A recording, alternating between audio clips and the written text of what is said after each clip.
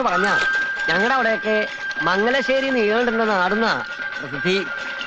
അതിപ്പോ ചില ദുർമാർഗികളുടെ പേരിൽ അറിയപ്പെടാനാ ചില നാടിന്റെ യോഗം. കായംകുളത്ത് രാജാവും കൊട്ടാരവും ഒക്കെ ഉണ്ടെങ്കിലും കൊച്ചുണ്ണി എന്ന് പറയുന്ന കള്ളന്റെ പേരിലല്ലേ പ്രസിദ്ധി? അതെ അതെ. അല്ല, ഈ നീലകണ്ഠൻ ഇങ്ങനെ തുടങ്ങിയാൽ എങ്ങനെയാ?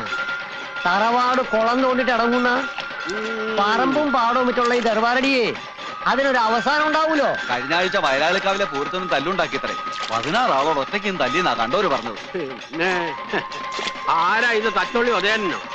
16 ആളോടെ ഈ പറയുന്ന നീലാണ്ടനും വാലാത്തമാരും കഴിഞ്ഞ വീണ മുണ്ടക്കമ്പലത്തിൽ വന്നിരുന്നല്ലോ. എന്നിട്ട് എന്തായി? മുണ്ടക്കലെ ചോറ് തിന്ന ആളായതുകൊണ്ട് പറയണതല്ല. മുണ്ടക്കലെ കുഞ്ഞീഷൻ നമ്പിയാരുടെയും അനന്തരവൻ ശേഖരന്റെയും പേര് കേട്ടാൽ നീലാണ്ടന് മുട്ടിടിക്കും. ഇന്നിപ്പോ മുണ്ടക്കൽ ഉത്സവമായിട്ട് കുഴപ്പമൊന്നും ഉണ്ടാവില്ല എന്ന് കരുതാ അല്ലേ? ഇത്തവണ അമ്പലത്തിന്റെ 1 മൈൽ ചുറ്റളവിൽ നീലാണ്ടനെ അടുപ്പിക്കില്ല എന്നാ ശേഖരന്റെ ഓർഡർ. വന്ന ചതയ്ക്കില്ലേ കുട്ടികള്? നല്ല ഇഞ്ച ചതയ്ക്കണ പോലെ. നായരെ, ആ കരയിലാരാന്ന് നോക്കി.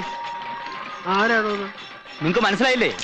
വലത്ത് നിന്ന് ആദ്യം ഭരതൻ, തൊട്ടടുത്ത് നിൽക്കുന്നത് കുഞ്ഞനന്ദൻ, ജീപ്പിന്റെ മേളിൽ കയറിയിരിക്കുന്നത് കുറുപ്പ്, തൊട്ടപ്പുറത്ത് ചാടി നിൽക്കുന്നത് ഹൈദ്രു.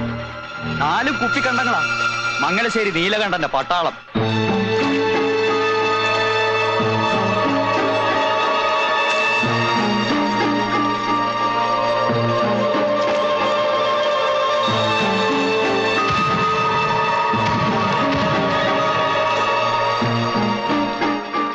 ഇവരെന്തിനാ ഇവിടെ വന്ന് നോക്കണം?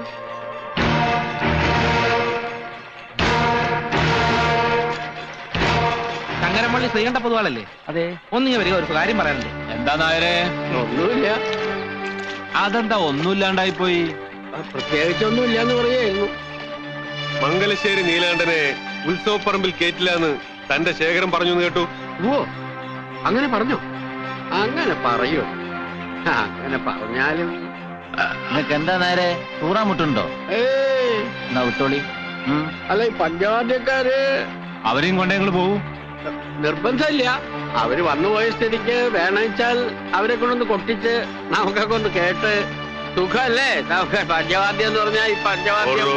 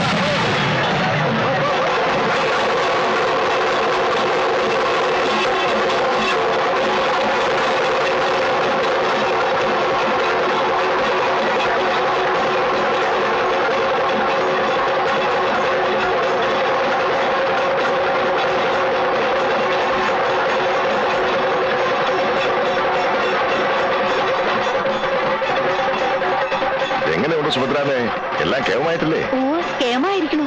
ഇത്രയും ആളുകൂടി ഒരു ഉത്സവം ഓർമ്മയിൽ ആദ്യമായിട്ടാ. മുണ്ടക്കൽ തറവാട്ടുകാർ നേരിട്ട് നടത്തുന്നതിന്റെ പവറാ. ഗാനമേലെ നാടകം കഴിച്ചിട്ടല്ലേ പോകും. അയ്യോ, ഉറക്കളിക്കാൻ വയ്യ.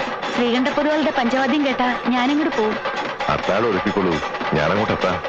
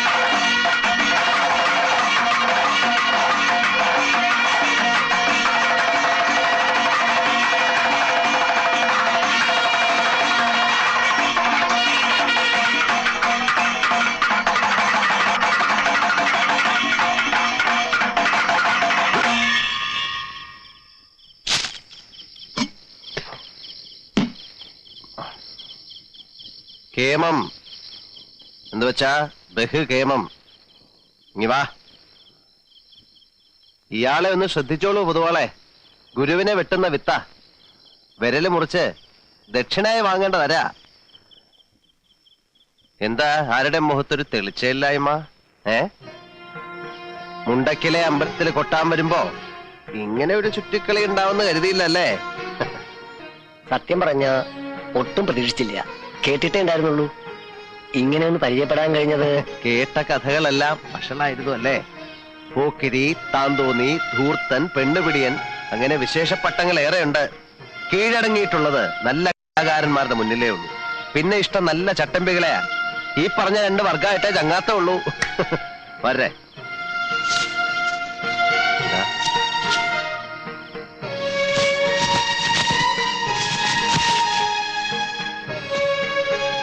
മനപ്രയാസം ഇല്ലാന്ന് കരുതുന്നു.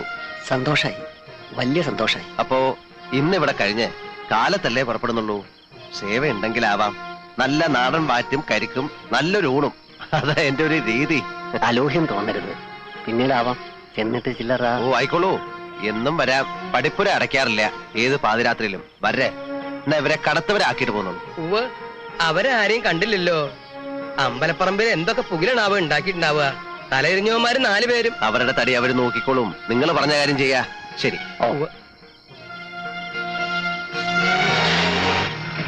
എന്തൊരു അറിവുള്ള മനുഷ്യൻ, എന്ത് ധർമ്മിഷ്ഠൻ. തറവാടിത്തം കാട്ടാണ്ടിരിക്കുമോ? മംഗലശീലത്തേതല്ലേ?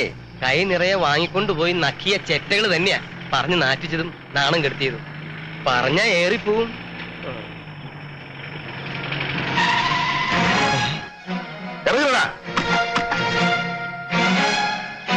മംഗലശ്ശേരിയിലെ മുറ്റത്ത് കൊട്ടാനാണ് അതൊക്കെ പറത്തുന്നത്.